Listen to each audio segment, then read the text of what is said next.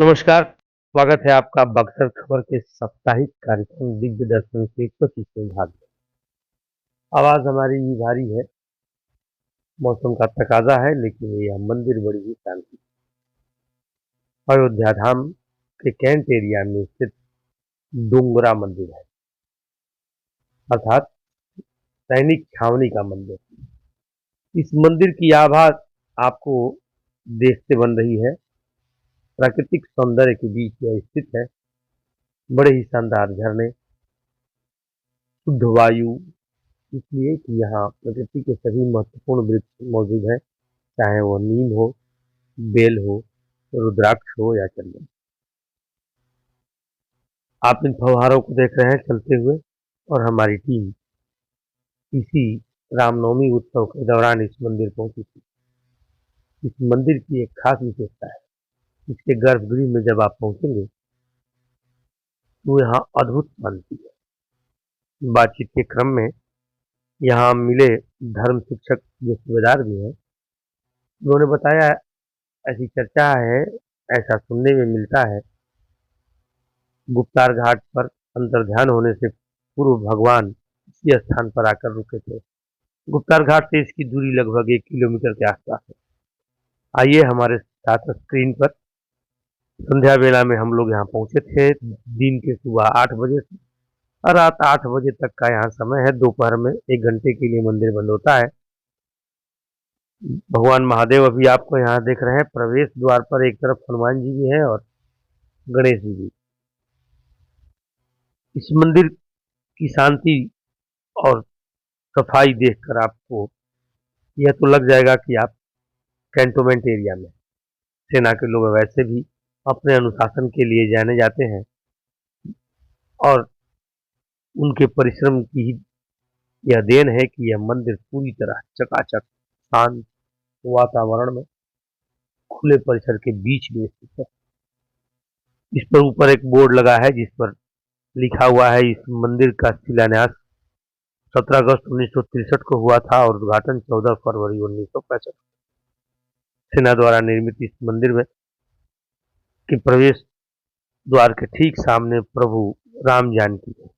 उन्हीं की प्रतिमा आपको यहाँ दिख रही है। पीछे गोल गोल छत्र भी घूम रहा है और सामने घंटा भी बज रहा है। अभी जूम आउट की तस्वीर आप देख रहे हैं। सामने बड़ा सा बरामदा परिसर है। इसमें लोगों के बैठने के लिए कालीन भी है, अर्थात छोटा मोटा प्रवचन भी यहाँ होता होगा। और यहाँ की शांति, इसकी चर्चा हमने अभी कुछ देर पहले की, अद्भुत है। गर्भगृह में जाने के बाद तो ऐसा लगता है चित्त को सुकून मिल गया हो, शांति मिल गई हो।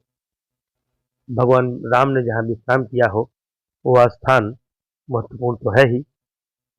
अंदर जब आप गर्भगृह में जाएंगे तो आपको सभी प्रमुख देवी देवता यहाँ देखने को मिल जाएंगे। गोल कमरा है, और जैसा कि हमने बताया कि प्रवेश करते समय ठीक गेट के बाद एक बड़ा हॉल है जिसको आप देख रहे हैं।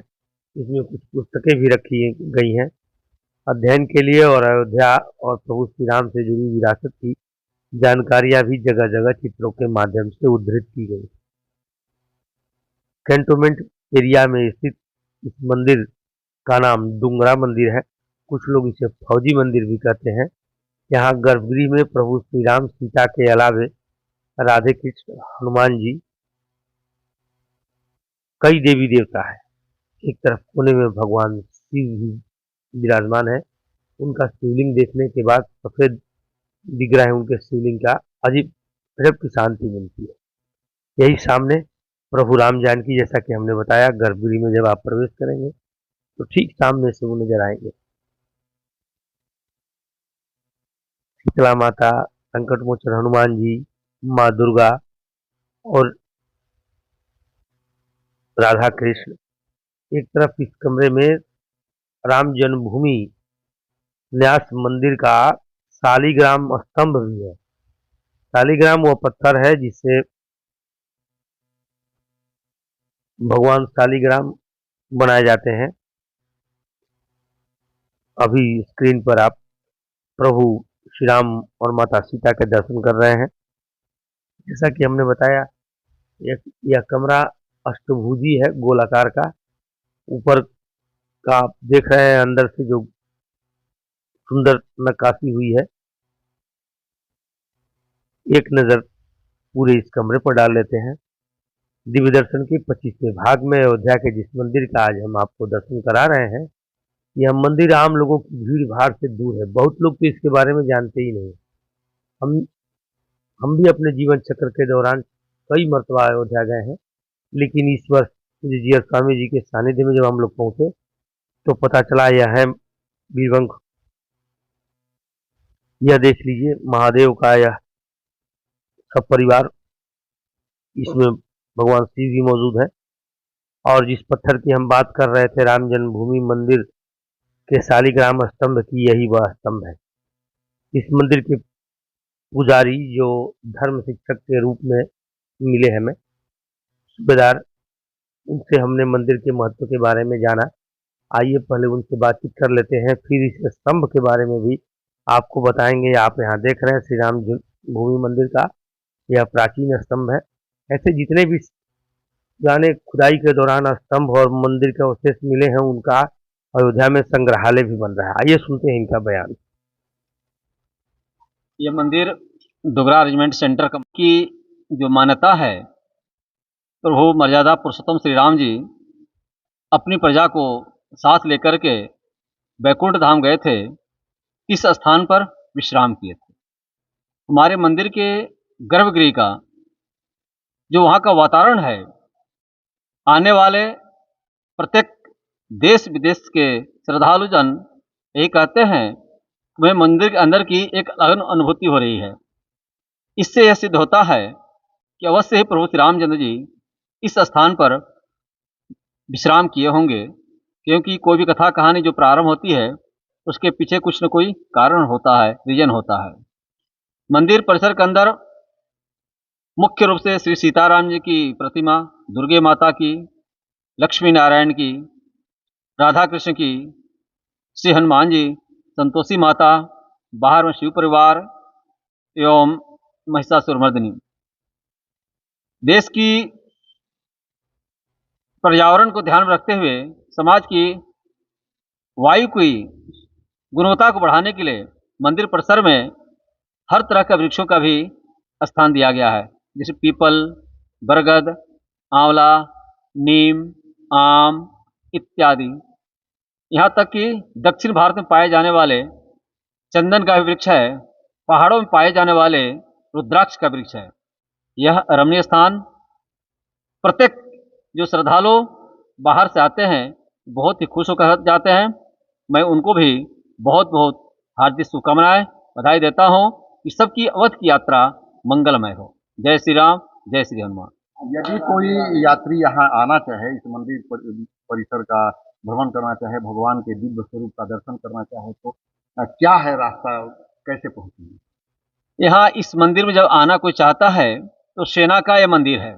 यहाँ पर कुछ समय निर्धारित किया गया है, जो कि सुबह 8 से लेकर के 12:30 बजे तक मंदिर खुला रहता है। फिर दूसरे टाइम में शाम को 4 से लेकर के 8 बजे तक। एवं जब बाहर से कोई तीर्थयात्री आते हैं अयोध्या धाम से, तो बगल में एक नियामा चौक है, वहाँ से आपको ऑटो मिल जाएगा। अगर वॉकिंग करने वाले हैं तो 1 किलोमीटर से कम डिस्टेंस से मंदिर में आ सकते हैं।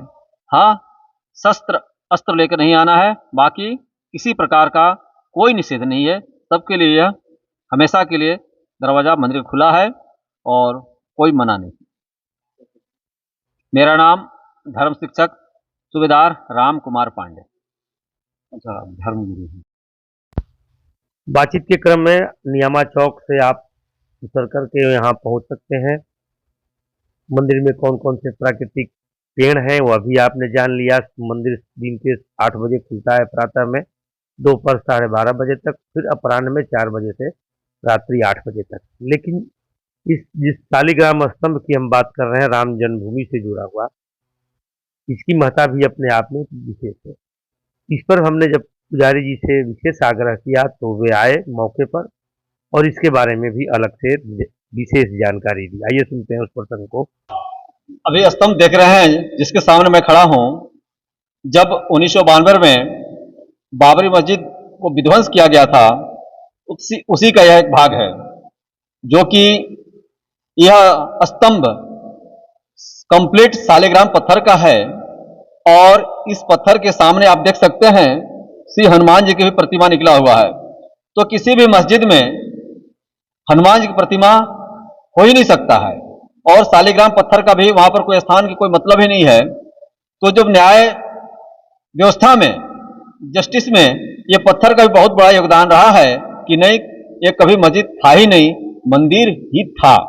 और इसी तरह के और कई पत्थर जो कि राम जन्मभूमि तीर्थ क्षेत्र के संग्रहालय का निर्माण हो रहा है, उसमें उनका भी स्थान दिया जा रहा है। तो यह बहुत ही पूजनीय पत्थर, जो कि सालिग्राम पत्थर भगवान श्री हरि विष्णु का ही स्वरूप माना जाता है। जय श्री राम। दिव्य दर्शन की हमारी इस यात्रा में डुंगरा मंदिर, कैंट एरिया, अवध धाम, जिसे हम लोग बोलचाल की भाषा में अयोध्या कहते हैं, इस मंदिर का आपने दर्शन किया।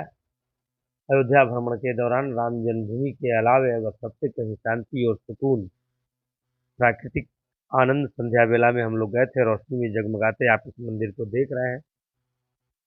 रात्रि 8 बजे तक के खुलता है। अवध धाम अयोध्या आते जाते हैं तो इस मंदिर में भी कुछ समय व्यतीत कर सकते हैं। शाम के समय यहाँ की हरियाली, मंदिर के प्रवेश द्वार के ठीक सामने जूता चप्पल रखने का एक स्टैंड भी बना हुआ है। प्रसाद की भी एक दुकान है, लेकिन यहाँ प्रसाद चढ़ाएं आप, ऐसी कोई बाध्यता नहीं है और शस्त्र ले जाने की मनाही है। कैमरा, बेल्ट, पैसे, रुपए पैसे वगैरह आप साथ रख सकते हैं, इसकी कोई मनाही नहीं है। दिव्य दर्शन के इस 25वें भाग में हमने आपको अवध धाम में स्थित इस डुंगरा मंदिर को दिखाया, जहां भगवान श्री राम को मिलते थे। यह भाग आप कैसा लगा जरूर बताएं। धन्यवाद।